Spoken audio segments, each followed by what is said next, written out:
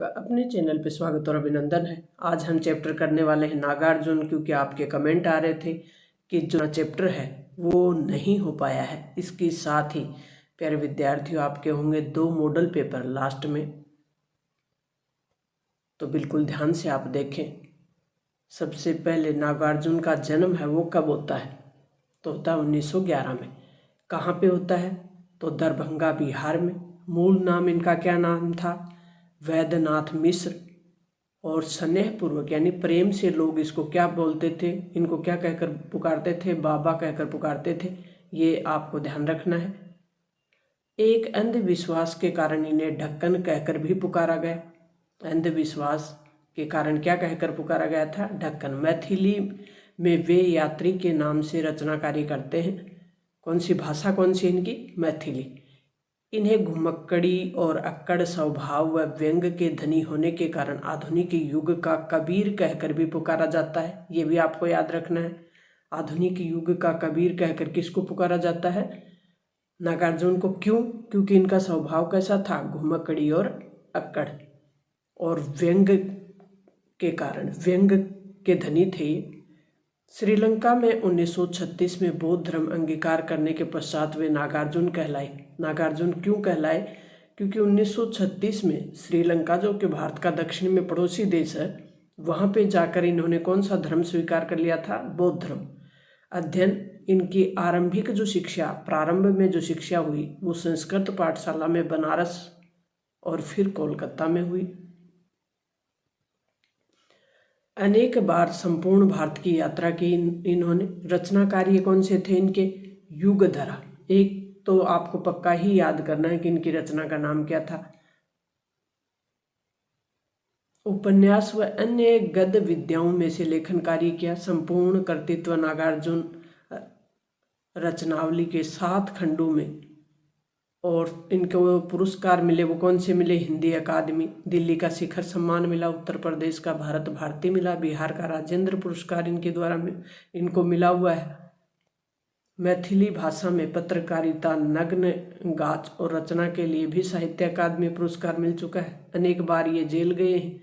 हिंदी, मैथिली, बांग्ला, संस्कृत में लेखन कार्य किए इन्होंने। गांव की चौपालों और साहित्यिक दुनिया में सम्मान के रूप में लोकप्रिय कविता के छायांतरवादी युग के एकमात्र कवि यही, और उनकी मृत्यु है वो 1998 में हो जाती है। अब इस चैप्टर से बनने वाले महत्वपूर्ण प्रश्नों पर चलेंगे हम। पहला प्रश्न है, वस्तुनिष्ठ प्रश्न है, बच्चे का स्पर्श कठोर पाषाण भी क्या बन गया? बच्चे के स्पर्श से कठोर जो पत्थर था, पाषाण मतलब पत्थर, कैसा बन जाता है? जल। कैसा बन जाता है? जल, क्योंकि जल तो बहुत कोमल होता है। छविमान शब्द का अर्थ क्या है? तो यहाँ क्या है? सुंदर। छविमान शब्द का दूध, दही, शहद, जल और मिश्री से बना जो मिश्रण है वो क्या कहलाता है? वो मधुपर्क कहलाता है। मधुपर्क। कवि ने बांस और बबूल किससे कहा है? बांस और बबूल किसको कहा है? समय को। कवि ने समय को क्या कहा? बांस और बबूल। यह कवि नागार्जुन की भाषा कौन सी थी? तो ये हमने ऊपर देख ही लिया था, मैथिली भाषा थी। वह द्वितीय मसूकान कविता में किस रस की अनुभूति की गई है? तो वात्सल्य रस की। फसल कविता में हमें किस संस्कृति के निकट ले जाया जाता है? तो कृषि संस्कृति। फसल किसके नज़दीक ले जाती है? कृषि। किसान कार्य जो होता है उसको कहते हैं कृषि, और कृषि कार्य के निकट ले जाती है। फसलें किसके अमृत भरे प्रभाव से सींच कर पुष्ट हुई है? तो ये हुई नदियों के। 9 नंबर का प्रश्न है कि तुम्हारी यह दुत्तुरित मुस्कान, तुम्हारी यह दुत्तुरित मुस्कान मृतक में भी डाल देगी जान। तुम्हारी ये जो मुस्कान है ये मरे हुए व्यक्ति यानी मृतक में भी क्या डाल देगी? जान डाल देगी। पंक्ति में निहित अलंकार कौन सा है? तो इसमें कौन सा अलंकार है? अतिशयोक्ति। परस और फूल शब्द क्या है? तद्भव। लघुत्तरात्मक प्रश्नों में नन्हे बालक का चित्रण कवि नागार्जुन ने किन शब्दों में किया? नन्हा सा बालक, छोटा सा बालक है, उसकी जो व्याख्या की है कवि नागार्जुन ने वो किस प्रकार से की है कि एक नन्हा बालक अपनी दूध या दांतों की मुस्कान, दूध के दांत होते हैं ना बच्चे के, जब जो उनके दूध के दांत टूटते नहीं उससे पहले कितने सुंदर दांत लगते हों, तो दूध या दांतों की मुस्कान बिखेर कर एकदम सुस्त व्यक्ति को भी कैसा बना देती है? स्फूर्ति में, यानी मरे हुए में कैसे क्या कर देती है? जान डाल देती है। किसकी हंसी, किसकी मुस्कान? नन्हे बालक की। जब तक उसके दूध के दांत होते, उसके धूल मिट्टी से सने हुए गाल एकदम ऐसा प्रतीत होता है कि किसी तालाब को छोड़कर झोंपड़ी में कमल खिल गए हो। उसके स्पर्श मात्र से कठोर हृदय व्यक्ति भी पिघलकर जल की भांति कैसा होता है? शीतल हो जाता है, क्योंकि बच्चे में किसी प्रकार की कुटिलता नहीं होती, वो बिल्कुल निश्चल होता है। तो उसका जो स्पर्श है वो कितना ही कठोर हृदय का व्यक्ति क्यों ना हो, उसका हृदय भी पिघल कर कैसा हो जाएगा? जल के समान शीतल। बांस और बबूल जैसे रूखे मन में भी व्यक्ति, बांस और बबूल जैसे रूखे मन का व्यक्ति होगा। बांस और बबूल की तुलना कवि ने किससे की है? खुद से। तो मन में भी बालक का स्पर्श कोमल जो शेफालिस के फूल हैं उनकी भांति एहसास करवाता है। कवि के अनुसार फसल क्या है? कवि ने फसल किसके समान बताई है या किससे तुलना की फसल की?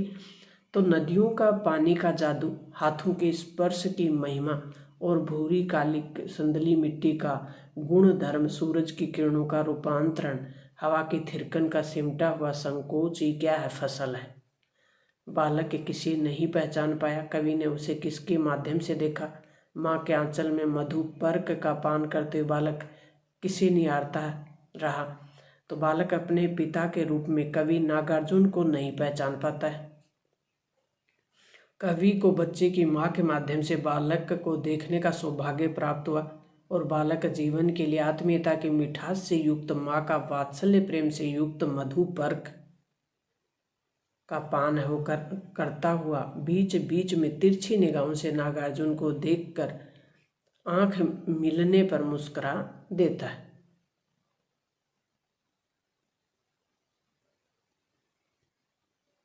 बांस और फूल किसके प्रतीक बताए हैं कवि ने? तो कवि ने अपने आप को बांस और बबूल बताया है। बांस और बबूल दोनों ही रूखेपन के प्रतीक हैं।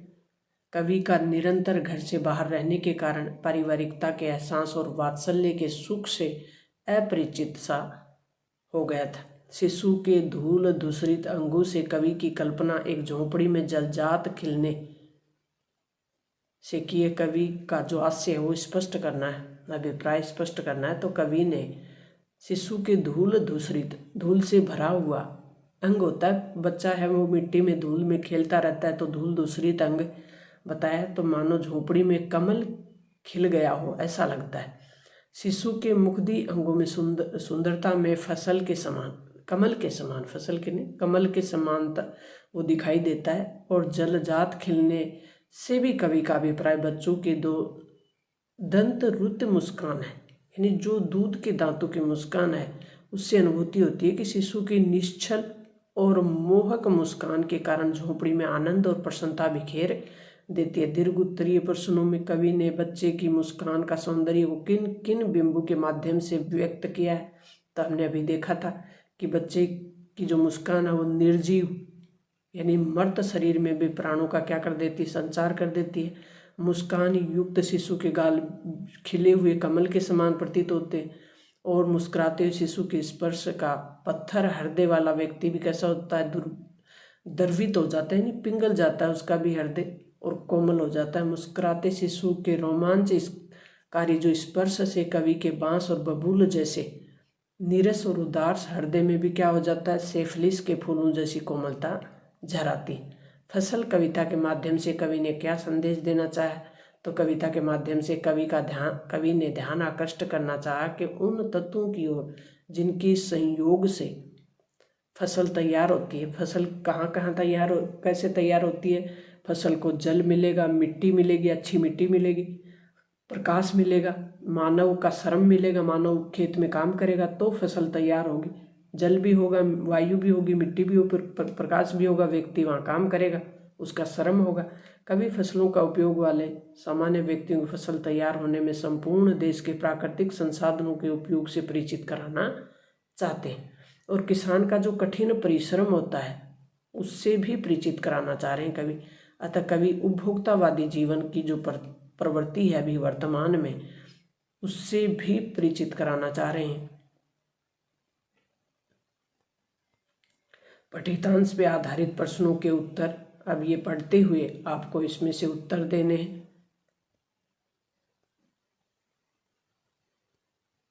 कवि के अनुसार माँ को धन्य क्यों माना गया है, इसी में से सिलेक्ट करने अपने को। फिर आपको वर्णित पद्यांश की भाषा और प्रयुक्त मुहावरों का अर्थ बताना है। इसको पढ़ते हुए जैसे कनखी मारना, आंखें चार होना, इन मुहावरों का अर्थ बताना है।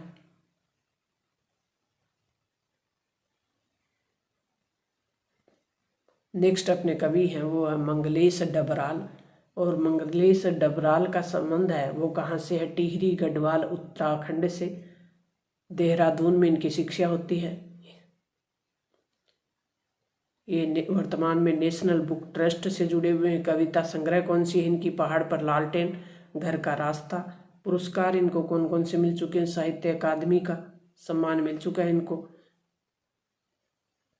मंगलेश जी की कविताओं के भारतीय भाषाओं के अतिरिक्त अंग्रेजी, रूसी, जर्मन, पोलंगी, बल्गारी भाषाओं में भी अनुवाद हो चुका है, और इनके कविताओं में सामंती बोध और पूंजीवाद छल छदम है उसका प्रतिकार हुआ है। संगतकार वस्तुनिष्ठ प्रश्नों में मंगलेश डबराल किस रूप में प्रतिष्ठित हुए, तो ये हुए पत्रकार के रूप में। प्रेरणा साथ छोड़ती हुई उत्साह अस्त होता हुआ, प्रेरणा है वो साथ छोड़ रही है, उत्साह है वो अस्त हो रहा है। पंक्ति में निहित अलंकार है वो क्या है, मानवीकरण। मुख्य गायक के गायन की विशेषताएं क्या है, तो मुख्य गायक है उसके गायन की विशेषता है वो है उसका समय, जो स्वर है, आवाज है वो आत्मविश्वास से भरा हुआ होता है। मुख्य गायक को क्या समझाने के लिए संगतकार उसका साथ देता है, तो क्या समझाने के लिए, गाए जा चुके राग को पुनः भी गाया जा सकता है ये समझाने के लिए। वह उसको ढाढ़स बताता है ये भी है, वह बताना चाहता है कि वह अकेला नहीं है, उसके साथ हैं उपरोक्त सभी। अंतरा का मतलब क्या है, तो अंतरा का मतलब है गीत का चरण। आवाज से राख जैसा कुछ गिरता हुआ पंक्ति में जो अलंकार है वो कौन सा है, वो उत्प्रेक्षण अलंकार है। सरगम को लांघने से कवि का क्या आशय है, तो सरगम को लांघने से कविता का आशय है, कवि का आशय है वो मूल स्वर भूलकर अंतरे की जटिल तानों में खो जाना। जैसे समेटता हो मुख्य गायक का पीछे छूटा हुआ सामान। पंक्ति में प्रयुक्त अलंकार कौन सा है, तो उत्प्रेक्षा अलंकार है। अनहद का कविता के संदर्भ में अर्थ कौन सा है, असीम मस्ती। ढांढस बंधाना का पर्यायवाची शब्द क्या है, तो तसल्ली देना भी है, सांत्वना देना भी है, तो उपरोक्त दोनों हो जाएंगे। ढांढस बंधाना मोस्ट इम्पोर्टेंट अपना मुहावरा है। तार सप्तक का अर्थ क्या है, सात का समूह, जैसे सारे गामा पादा निसा। बिना किसी कारण के भी संगीतकार मुख्य गायक का साथ है वो क्यों देता है, तो मुख्य गायक का उत्साह बढ़ाने के लिए कि वह अकेला नहीं है, उसे एहसास दिलाने के लिए उसका साथ दिया जाता है। संगीतकार ने अपनी आवाज़ को ऊंचा न उठने देने के प्रयास की क्या वजह हो सकती है, तो उसकी आवाज़ में हिचक या स्वर दबी और धीमी आवाज़ वाला रखने से उसके अंदर की जो मनुष्यता है, जिसमें वो मनुष्य मुख्य गायक का सम्मान करता है और उसकी भी आवाज़ को ऊंचाई का और बल देना चाहता है।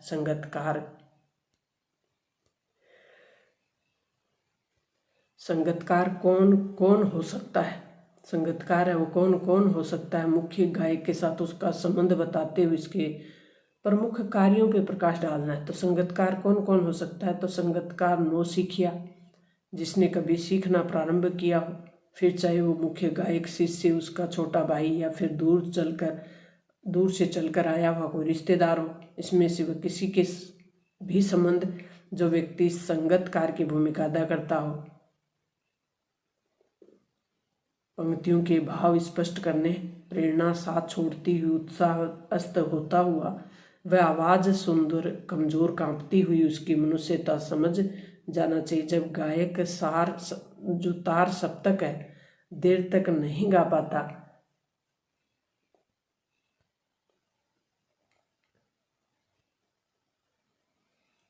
तो उसका गला है वो बैठने लगता है और उस स्वर हैं वो मंदे पड़ने लगते हैं, तो उसकी प्रेरणा और उत्साह साथ नहीं देते, हताश होने लगता है। मुख्य गायक के स्वर में अपना स्वर मिलाकर उसके गायन को प्रभावशाली बनाने वाले को संगीतकार की आवाज़ गायक की आवाज़ के समान भारी और ऊंची नहीं है, वह कमजोर और कांपती हुई सी लगती है, परंतु मधुर और गायक के गायन को प्रतिष्ठा दिलाने वाली होती है। संगीतकार के द्वारा अपने स्वर को गायक से नीचा रखने के प्रयास को मनुष्यता माना गया है। यदि संगीतकार ने मानवीय संवेदना न होती तो वह अहंकार ग्रस्त हो स्वयं के श्रेष्ठ प्रदर्शित करने का प्रयत्न करता। वह गुरु के मान सम्मान की परवाह किए बिना समय आगे आने का प्रयास करता। संगीतकार कविता का उद्देश्य स्पष्ट कीजिए। तो संगीतकार कविता का उद्देश्य स्पष्ट कैसे करें कि इसमें कविता जो है ये हमें क्या विकसित करती है, संवेदनशीलता, और इसमें प्रत्येक का अपना अपना महत्व होता है। जैसे संगीतकार के माध्यम से बताया कि जो मुख्य गायक है उसका महत्व है भी उतना ही है जितना उसके साथ गाने वाले का है। उसका सामने वह आना उसकी कमजोरी नहीं बल्कि मानवीयता है। और यह कविता के माध्यम से कवि ने संदेश दिया कि मुख्य गायक और कलाकारों का मौन स्वभाव से परोक्ष में सहयोग करने वाले सहायक और संगीतकारों की भूमिका अत्यंत महत्वपूर्ण होती है, और इसमें नींव की ईंट कहा जा सकता है। इसको समाज जानना नहीं है और इसमें यश और सम्मान भी नहीं मिलता। कवि चाहता है कि लोग उसके महत्व को समझकर उसे उचित सम्मान दें, क्योंकि संगीतकार उचित समय पर सहयोग मुख्य कलाकार को निराशा और असफलता से बचाता है और उसमें आत्मविश्वास भर देता है, और उसे एहसास होता है कि वह अब अकेला नहीं है, उसके साथ कोई दूसरा है। ये पंक्ति पढ़ते हुए इस पद्यांश से जो प्रश्न बन रहे हैं उनके आंसर देने। ये पद्यांश पढ़कर इसमें से जो आंसर बन रहे हैं, पंक्ति का निहित अलंकार भी बताना है कि इसमें अलंकार कौन से। कवि ने नौसिखिया किसको कहा है और क्यों कहा है, इस शब्द का अर्थ है उन तत्सम रूप भी लिखिए। तो कवि ने नौसिखिया मुख्य गायक को कहा है क्योंकि कभी कभी वह शुरू से इस प्रकार अटक जाता है कि वह गायन के क्षेत्र में नया नया हो। शब्द का अर्थ है कि जिसने अभी सीखना प्रारंभ किया हो उसे नव, जैसे तत्सम रूप है इसमें नव शिक्षु। चट्टान जैसी भारी स्वर से स्पष्ट कीजिए। तो कवि कहता है कि जो मुख्य गायक है उसका स्वर है वो चट्टान जैसा भारी हो जाता है और वह ऊंची राग खींचने में असमर्थ हो जाता है। तब एक सुंदर कमजोर कांपती हुई आवाज भी मिलकर उस आवाज के भारीपन को दूर करती है और संगीतकार की आवाज बन जाती है। संगीतकार की आवाज की विशेषताएं बताते हुए स्थाई को संभाल रहा है। कब स्थाई को संभाल रहा है स्पष्ट कीजिए। तो किस प्रकार से जो संगीतकार है वो मुख्य कलाकार को एक प्रभावशाली बना देता है, उसकी आवाज़ को प्रभावशाली बना देता है। तो उस मुख्य विशेषता क्या है उसकी आवाज़ मधुर है, पतली है, सुंदर है और कंपन युक्त है, जो कि मुख्य गायक की भारी भरकम आवाज़ को कोमलता प्रदान करता है। जब मुख्य गायक अपने सरगम को लांग कर भटकता हुआ अनहद में चला जाता है तब संगीतकार ही स्थाई को संभालते हैं। मॉडल पेपर है, मॉडल पेपर 1 आपके सामने है। एग्जाम से पहले इनको हल कर लें आप।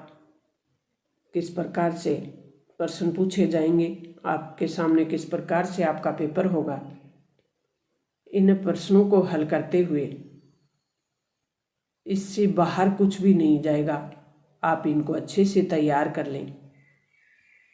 नेक्स्ट अपना मॉडल पेपर है वो 2 नंबर है।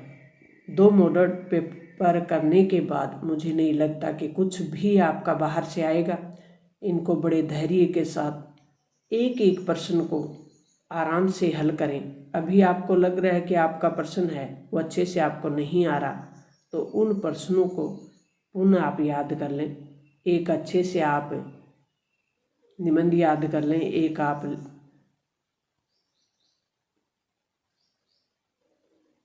विज्ञापन कैसे लिखते हैं उसको याद कर लें। तो प्यारे विद्यार्थियों, मिलते हैं नेक्स्ट और महत्वपूर्ण जानकारी के साथ। तब तक थैंक्स, ऑल द बेस्ट।